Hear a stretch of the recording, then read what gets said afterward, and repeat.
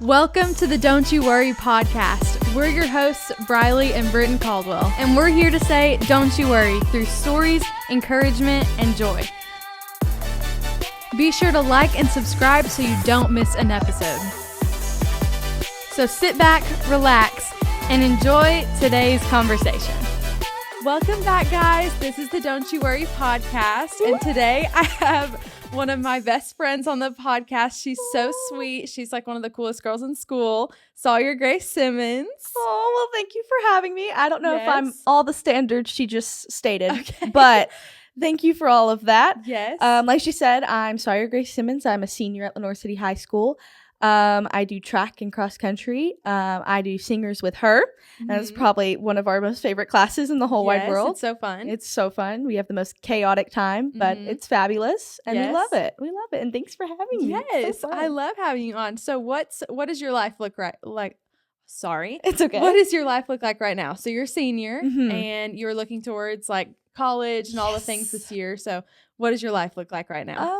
It's in the weirdest way possible. It's hectic, but it's calm at the exact same time. Like, it's almost like the weekends, of course, are like a break. Like Sunday, I get to breathe. And then the rest of the week, I hit the ground running of like, I got to go back into focus mode of all the school things, all the classes, and then narrowing down colleges. And luckily, I've got it down to the good number that I need. And I think I'll make my decision by late October. That's good. So coming up on like a month. Yeah. So I'm scared, but I'm happy because I know either choice was like a good choice, and whatever choice I make, it's God's will. And like, it's not his will for me to go to one school over the other, but it's his will to go and serve him through that school. So I'm That's excited. good. I'm so excited. That's so exciting. Do you know what you want to do like after high school? A little. So hopefully run collegiately, and then more so education-wise, environmental engineer. Okay. That's cool. a little malleable there. I don't know for sure, but I took it's an idea. Yeah, it's much better than not having any idea of what I want to do. But I know that I love the engineering that I took in the school. We have the great CTE programs and all those kind of things to get you on that track, and I loved the engineering one. I loved also like the science aspect of it, and I knew that I didn't want to do something where I just go and attach pieces of metal to other pieces of metal all day. Right. And I know I was like, I can't do this all day, but I loved the software. I loved all the kind of like more so I don't know how biology aspect of everything. I like that. I can't, but in the weirdest way possible, I can't do healthcare stuff. Like, I can't either. You're not catching me. It grosses me out, and I'm not like, I don't know. It's very like advanced for me. Yes, I can't. I'm not digging in your mouth. I'm not fixing your bone. No I can't, blood. None of those things for me. There's no. I can stand it on a TV show, and that's about it. Yeah. Can't do anything else. Yeah, but that's yes, fair. Yes, it's about the gist of my life. That's right good. now. So you still run track. How long have you been doing that?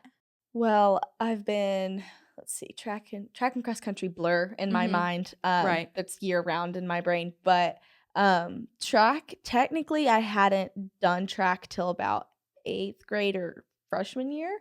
But I've been running and doing cross country since 5th grade.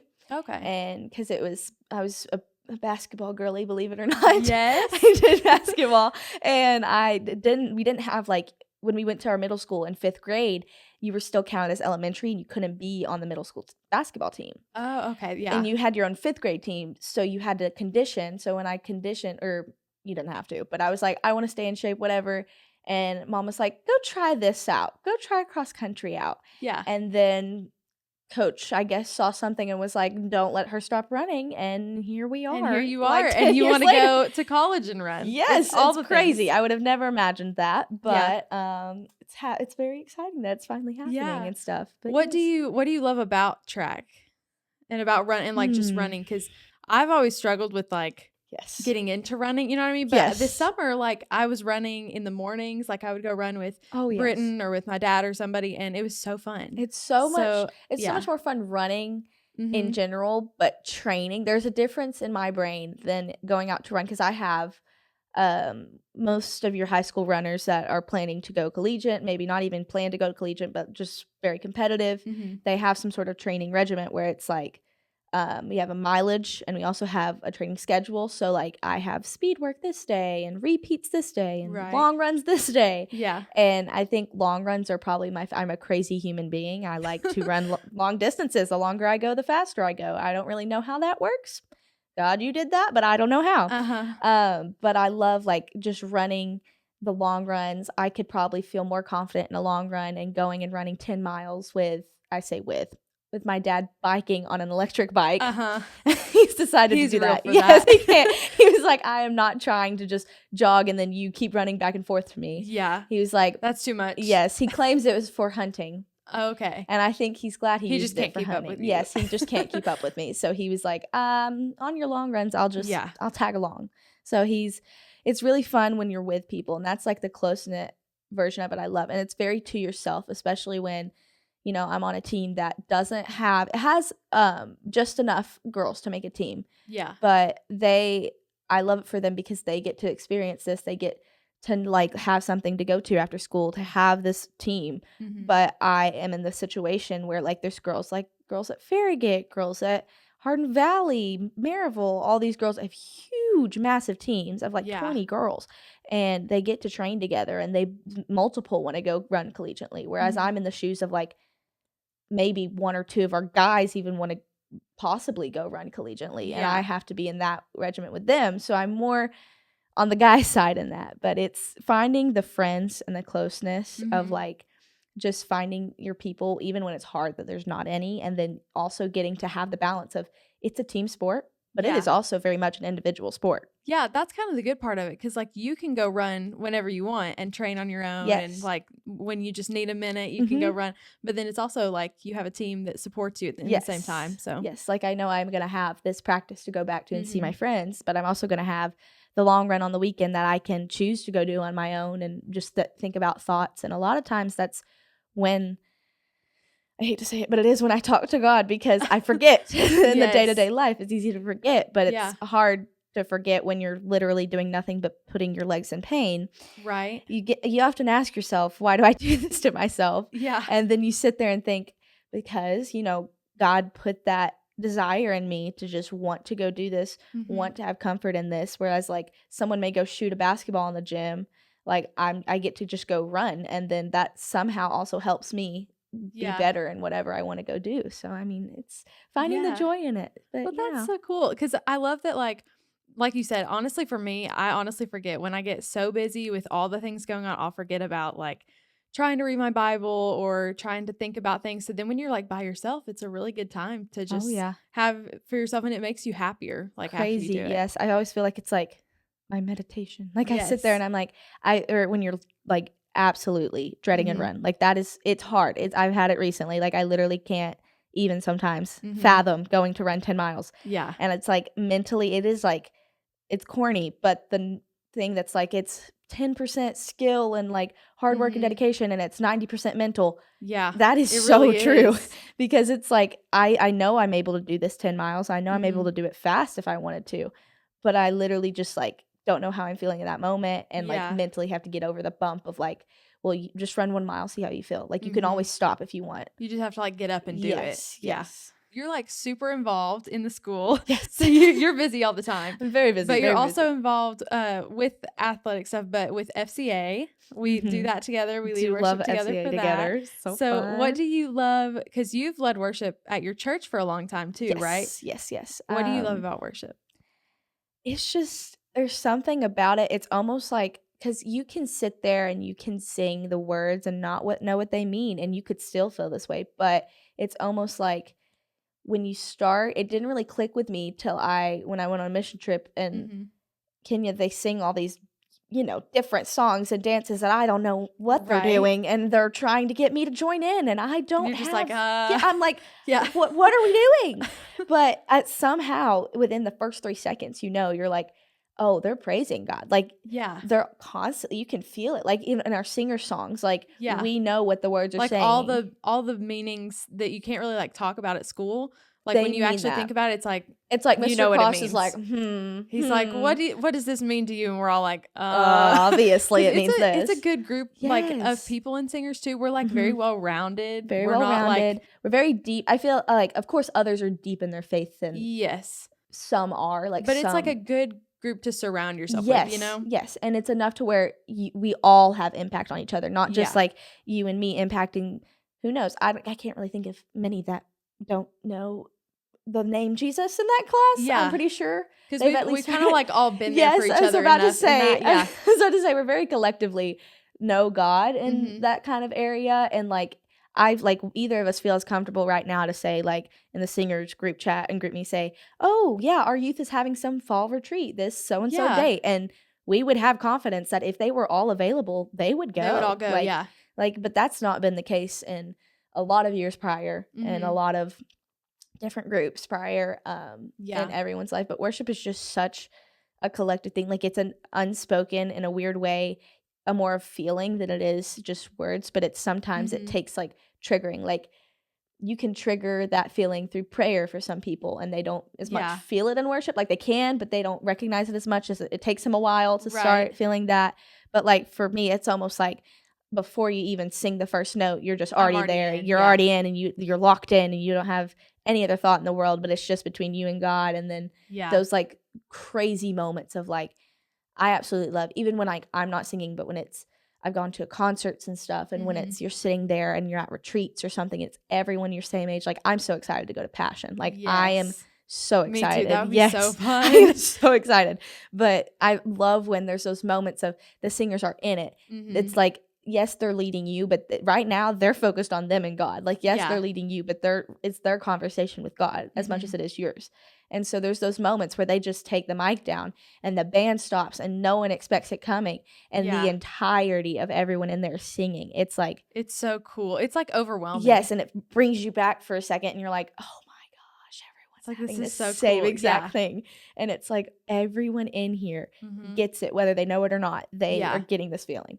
Yeah. And it's just that collective whole thing. And for FCA, we didn't have like over years prior, there's been, I remember when Faith said she was in high school because she went to LC, she had, I want to say probably, I'm going to guess like 40 max, maybe 50 max. Not near as many as we have now. And like last year we didn't have over 88, I think was our goal, like total. I think so. Yeah, that sounds right. And he wanted to get 100, I think it was. And then our first meeting, we get what, 120, like 100 and maybe it's more than that. I think it was 150 or something. 150. And it was like, he goes, oh my gosh, guys. And we were like, what? And he was like, they're still coming. Yeah. And so we just had to start, even though we were both leading this time, like for the first worship team this year. And we're just watching. We were like, I know. We started sitting there because we never use mics. We never use any sort of amp or anything. Like maybe Jace when he has his bass, but but we were like, oh, we'll be fine. It's like just a small group. Yeah, we're gonna shout. Group. Yeah, and then because Naomi's pretty loud, and then all of a sudden they keep trickling in, and they're like, oh my gosh, just start it, just start going. Whoa. And so when we got up on stage, I remember thinking in my head, like when I got up there, I was like, wow.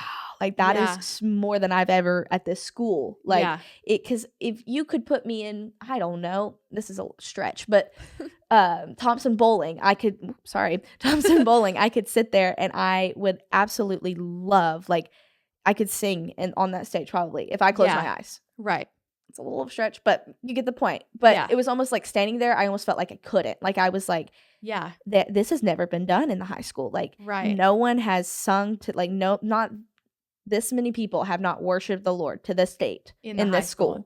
That's crazy. And that was what was going through my head. Yeah. And then I was like, me and Briley's job we alter out where we are for like FCA standing. And Naomi doesn't have a stand. Like we always forget to bring a band stand, and she has to have the chords in front of her because she plays guitar. Well, one of us has to hold the lyrics. Yeah. And so I remember anytime you or Briley are up there, we're like shaking, and because it's kind of nerve-wracking, and it's like weird too because like at church, like I lead worship in my church and you lead at your church, and it's almost like you're more comfortable at church because like everybody's worshiping, and you're like, this is a place you're for more worship. Like you can be like more free, I guess, if that makes sense. And then you get to the school and it's like, and most of these people are gonna judge me, you know what I mean? Yes. And you like and you don't mean to feel like that. Intimidating. Yeah, it's just more like our human nature is kicking in, and you're like, this was not these bricks were not put here to worship the Lord. Like, right. They should be, but they're not. Like, and no one's used to this. And it was insane. It was incredible. And then we kept topping it and topping. Like, and at first, I hate to say it, but the sin inside me of with like the guilt and like the deception was like, oh, that was just the first wave. Like, they're going to die off. Yeah. And then God was like, so you thought. Yeah. Just like absolutely exceeded the expectation. And we got 201 the next week. And then we got 220. Well, we had to cancel. And I was like, we're going to lose momentum. We're going to lose momentum. And then we hit 2020. And I was like, oh my gosh, like that's insane. We still kept growing and growing. And so hopefully it keeps happening. And such a cool experience because like even in the moment, it's kind of hard to think like, okay, this is like school people that are seeing me in like outside of my comfort zone. But then at the same time, you got to remember like, okay, this is all for God. Yes, this is and why like, we're this doing should it. be This my is comfort the zone. reason. This should be comfortable. Yes. And like the people that we're working with are like super easy to work with. Yes. We're easy to work with. Yeah. And like there may be a kid out there, like God would have not put them in that seat if they were not ready for us to sing. And if they weren't ready to be out of their comfort zone, even if they didn't know it, like if they were walking in there because who knows, one of them could have just done something they weren't supposed to in the hallway or something, and gone somewhere and done something, I don't know, and skipping class, and they need to be somewhere, and they come and they just because they want to be out of the way, and they think, oh, I can just hide in here. Like God is like, we're going to show you something that. Like this is funny, but all those things, and you're like standing up there and realizing it, and all the things we just said is going like 200 miles a minute in our head, right as we stand up on that stage. We're like, we love FCA. That's so super fun. You're on homecoming court this year, which is so exciting because I told you, you're like literally all over the school. Singers, FCA, and track and cross country, all the things. Yep. Somehow are you so excited? I'm excited. I'm very excited. I'm very happy with the group of girls they chose. And I love that they're all like, so sweet. Yes, because like somehow, usually it's, my mom was explaining this to me. She was like, usually it's very a girl from like this cohort, a girl from this cohort. We're all the same cohort this year. Like our senior class has no like cliques. Like it's like it's like they may one have big group. Yeah, they may have a couple, but somehow you're still mutual friends. And mom was like, well, it's always kind of goes to the one, not that is unexpected, but the one that has the biggest like following, not necessarily popularity, just like the biggest, oh, I would stand for that person, like that kind of thing. And she told me, she was like, so think about that. And I was like, okay. I thought about it. I was literally going through the group chat and I was like, we all have the same exact thing. I was like, we like the same amount, like not even same amount of people, same people. Yeah. So it's like going to be very hard.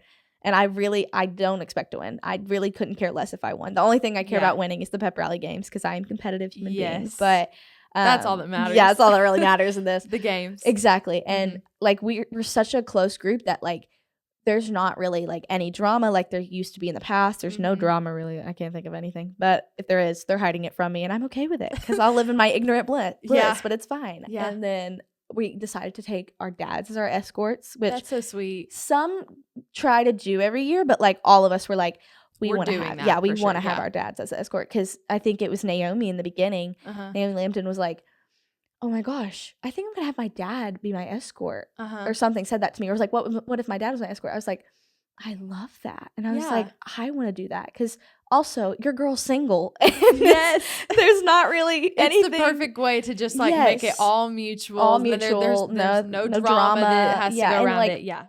So you were like, you're so joyful. It's very obvious, like in your whole attitude, you can tell. So I want to know, like, how did you come to know Jesus? Okay. That's like completely changing gears. Yes. Oh, no. But it's okay. No, because you know why? Ready for this? Bible's quick answer. Jesus is in everything. That's true. So everything connects. Everything connects. Full circle. Yes. But in all seriousness, so you can probably relate to me on this aspect. My family was very much, they've been in the church forever. Yes. That's what I figured. I was like, I'm pretty sure we have a similar story in that sense. Yeah, like all the way back to like my grandparent, like whenever my dad was a kid, like, they've been very involved in church. Yeah. And I'm eternally grateful for that. I was probably in the church in my mother's womb, like that kind of thing. And when I, was old enough, I would go to the Awana things. And soon enough, I got saved. It was a really hard way to describe it. I got saved at age like 7. I got baptized and saved at age 7. And then when I like to call it saved without knowing the consequences, or not knowing the commitment, because I knew the consequences. I knew the whole story. I've been taught it all my life. And then up to that point, I didn't know the commitment it took. And I remember vividly thinking in my head, it was one of the mother knows best things, because mom was like, now Sawyer, are you sure? She was like, because it takes, being with God, like walking with him, like doing all these things. And they were very good at explaining that to me. And I knew at that point, like, what that meant, but I didn't know what it looked like in my life. Like, I just knew what it meant. And then I knew, I was like, so I do believe I was saved that day. I do believe, like, I was fully saved and understood that, but I full on did not know the commitment it was going to take, because you never know at age 7 what you're going to be faced with in high school. So that's kind of me too, because I got saved when I was 8, and like I believe I got saved that day. But at the same time, I've like matured so much since then. So I think there's a lot that I didn't understand. Not that like I didn't believe, but there were things that like I had to grow through, if that makes sense. Yeah, and you never knew that you were going to be approached with like the little things of like a doubting teacher who may doubt Christ, that you have to come across, like that kind of thing. But then somewhere in middle school, I think it was, I want to say 6th or 7th grade, because I know by 8th grade I don't want to say fine, that's awful. I just knew like all the things by 8th grade, like had kind of a guideline of what I knew what was going wrong in my life and stuff, because I didn't necessarily, like, how some get saved and then stray away and become like this prodigal returning, which I believe, we're all technically in somehow an everyday prodigal. Some more so in depth than others. Some more than others, Some more than others. But I think that it's more so whenever I came back to like realization, it was more when I was faced head on with those things. And luckily I was surrounded by a mom, a dad who was, they're the youth leaders. So they're very like, they have to know these things for when kids ask questions. So they know those kind of answers, and they know like how to say, I don't know the answer, but like you can put some pieces together through the Bible and like pray about it for God to give you the answer, like that kind of thing. And I have a really, really, I don't want to say, religious is such a bad word. I know. I hate the word religious. I can't stand it, because I'm like, we've turned it into such like a political statement, but the word like very God, not like a godly man, because there's godly men, and I keep telling myself, don't like look for a godly man, look for a man of God who will lead your family, who will lead you in your steps with Christ, not like the person, like, this is so bad, but just like the people that like that say like, oh, I go to church, and then they're like, oh, and I wear the what would Jesus do bracelets, and then they're like, and then you see them in the hallway and they're like, bleep bleep bleep bleep bleep, and I'm like, I don't think you're who I think I you was are. about to say, I think there is a whole new box that we have to go through with you, but I mean, it's like, it's better than nothing. I'm glad you know who Christ is, but you also at the same time need to like know how to redirect yourself and what the truth is, instead of just picking and choosing what you believe in the Bible. I think that's hard too, because like certain people that both of us even know, like we're not around that all of our lives, so then it's almost like it encourages me to be around that person more and like try to fill them with stuff, and like it in my mind there's things that like I'm like, oh yeah, that's just normal, I've grown up with that, but like not everybody had that. So you kind of have to put yourself like in their position and realize, okay, they really don't know like these things, like they really don't know, like, and like it's crazy. If I didn't grow up with this, I wouldn't know. I know, and it's like a shock, and it's like, you're telling me I could have not known by this age that like who Jesus was and what the truth is. Like I wouldn't have known this by this age. And Naomi Lambden had a really good take at it. I think it was actually her dad who said this to her. He was like, well, when you look at it, she was just discussing things with him, and he was like, when you look at it, all the seniors this year in your senior group, because we're all really close, there's not a lot of drama, and he was like, when you look at it, he goes, who are the most influential people in that group? And she was listing them off, and he goes, now who, like, they were all raised in church. Like, I'm not saying that church has that kind of like power. He was like, it does, but it's like, I'm not saying because they were in church they're this way. He was like, I'm saying because they were in sort of surrounded by like the church teaches, like they're good churches that taught social skills of like right and wrong, and like they were so deep, they luckily got so deep in their faith that they knew kind of what to do. And even if they weren't a pastor kid forever, or a pastor's like they weren't in this huge religious family forever. They Mm-hmm. still kind of understood. Like they still had this own desire in their heart Right. to get to know God, even if that is now. Like they were around the truth. Yes. all And their like life. our parents were so kind. Like I'm grateful that I was surrounded in a place that taught me, like, just because you're baptized, just because you go to church, none of that means that you're saved. Like they taught me the Right. truth of like, you got saved because you knew the truth that Mhm. God or Jesus, God sent his son Jesus to come down, die Yeah. for your sins. And like, you can always you can't get to him off works. And Mhm. he just came to us through his son. Yeah. And they were like, you ask to be forgiven of your sins. You don't just do your works Mm-hmm. and you think they can get you to heaven. Right. And they said, and I forget who said it, but someone had a great way of saying, because you ask for forgiveness of your sins and you recognize your faults and you try to perfect your faults or not do them as much, Mm-hmm. that's what good works come from. Mm-hmm. And good works don't affect anything on your saved they level. don't. No. They just, and the only thing they help is your reputation as a human being of like, I know this girl does this, this, and this, and Mhm. like she treats people like this. Like those are good works. And God's proud of you for those, but Yeah. he's like, those aren't getting you into heaven. No. Just and he's as long as they're rooted from the fact that you know that the Mhm. truth, like, and the fact that I grew up in that and thinking it's so scary. Like you're right. Like we could have never grown up in I this. Like know. we could, if one of us hadn't grown up in that Mhm. kind of, we wouldn't be sitting here right now. No. Like that's what's crazy to think about, and Yeah. it's just weird to try and It sit is here weird. and think about because it's like all the people that were in my life and like Mhm.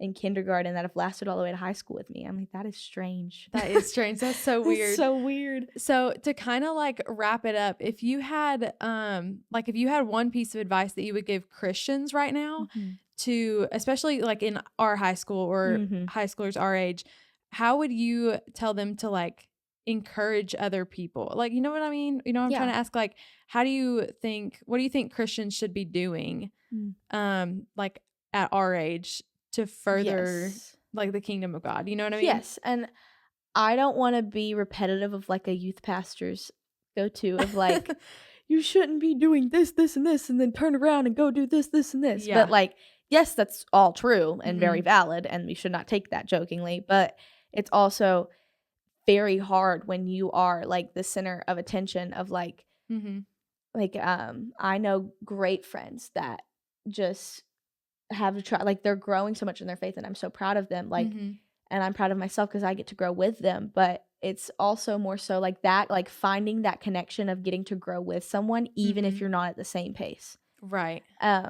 I do want to say, if you are a fresh Christian, do not. I mean, it's great to disciple, but don't go fresh off and think that you can go disciple this person to other fully. people. Like, no, your job is to just plant the seed, and that doesn't always mean going and saying, do you know Christ? Like, do you want to get saved right now? That doesn't always. It might be more like, okay, I need to make sure that I've got this and like surround myself with good people first. So then you can like very disciple other people. And you know? that's like telling yourself, like, I have to, like you're saying, I have to surround myself with people like we have to surround ourselves with each other to get that confidence of knowing, like growing together and thinking, okay, now we know this is what we have to go do for people.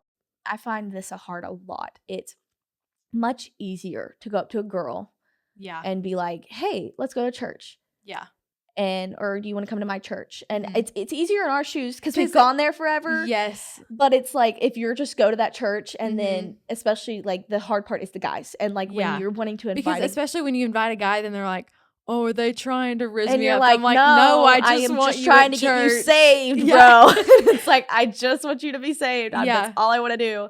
And it's kind of that thing of like, it's hard, very much so, because when you're a Christian, you're on that pedestal of like, eyes are on you. They're watching what you do. They're watching what you say.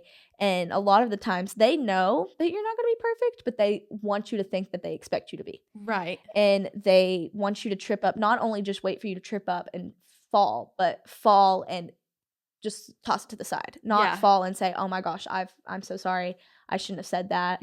Or I've never cussed, but if someone cussed, I haven't either. But I was about to say, I say I accidentally just said something like in the hallway or in that friend group. I should have been like, I am so sorry. I should not have said that. Yeah. That's completely wrong. Like, That's a good point. Is like admitting when you're wrong too. Like, because I feel like Christians are like, oh well, I'm fine. Like I'm not I'm a good person, and they'll say something and kind of try to forget about it. But it's like if you admit that it's wrong and like own that with other people, then people are like, wow, they're like actually genuine about it. 1,000%. And you set the standard for how people are themselves around you, because a lot of times, like in middle school especially, that was when like cussing, very rebellious.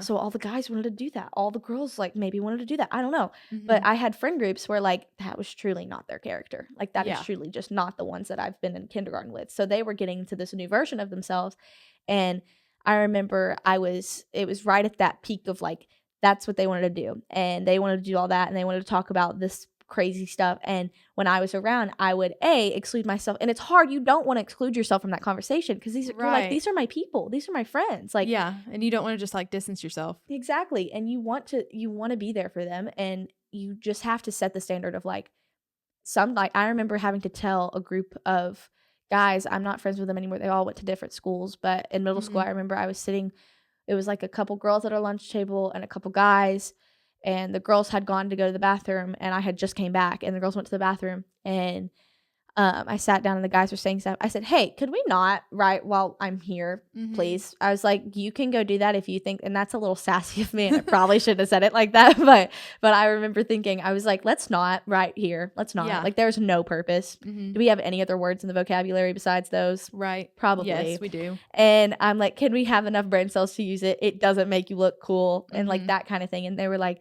you're right. Sorry. Well, again, they were saying that to my face. Of course, they say it. They say those words with their other friends that think it's cool. Right. But from that point on, it kind of was a trickle effect. Everyone knew not to cuss around me. They knew not to say those stories around me. Like, I don't want to know about you vaping in your brother's car. I don't need to know. Yeah. It is hard. Everyone knows of me. Everyone knows my name. Everyone knows... I don't want to say I'm popular, because I really wasn't popular. My name was popular. Like, they knew that I went to the church, that I was involved in school, that I was all these kind of things. Like, but it also felt like no one was my friend. Like, I had not a single, like, the only friend I had was at a different school in Carnes, and that's the girl that I've been with since birth. Like, love her to death. And then I had no friends. Like, none. And like you're saying, like on this, whenever Britton and you were talking about, like, when you moved, like, you were like, where the heck am I supposed to go? Knew who it was, because it was like, oh, there's this new girl at school. So like a bunch of people knew who I was, and I knew who they were. But then at the same time, it's like, I don't really have that many friends. Like, I just didn't. You were like, I just don't have friends. And like you said, how God was like, I'm going to make this a little funny shortcut and give you Aubrey and give you Malia and all this kind of thing. It's like, with me, I was sitting there and I was friends in a way. Like, if you asked me, hey, are you friends with this person? I'd be like, yeah. But I was not close enough as a friend with them, for good reason. God was protecting me from a lot of things.